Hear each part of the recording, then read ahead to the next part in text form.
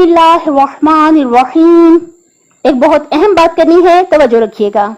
देखिए, हम लोगों के साथ आमतौर पे ये बात होती रहती है कि हम दूसरे इंसानों के साथ अच्छा सलूक करते हैं, लेकिन हमारे अच्छा सलूक करने के बावजूद वो लोग हमें नुकसान पहुंचा देते हैं या हमारे साथ बुरा सलूक करते हैं, तो हमें बहुत दुख होता है। हमें कितना दुख होता है कि हम दूसरों के साथ अच्छा करते हैं, लेकिन वो हमारे साथ आगे से बुरा सलूक करते हैं।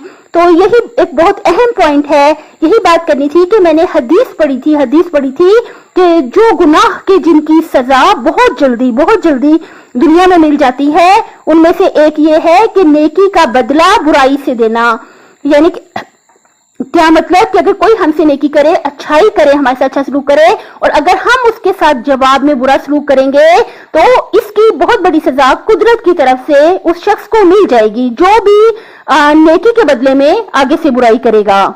तो लिहाजा हमें चाहिए कि हम जहां तक भी मुमकिन हो अल्लाह ताला की मखलूक के साथ अच्छा सलूक करें और हरगिज भी किसी के साथ बुरा सलूक ना करें। अगर कोई दूसरे लोग हमारे साथ बुरा सलूक भी करते हैं तो हम अल्लाह ताला से भीख मांग के इल्तिजा करते हैं कि हमें इतना ज़र्फ अता करे, हमारे दिल को इतनी वुसअत अता करे कि अगर कोई दूसरा इंसान हमारे साथ बुरा सलूक भी करे तो हम हरगिज भी उसके साथ बुरा सलूक ना करें।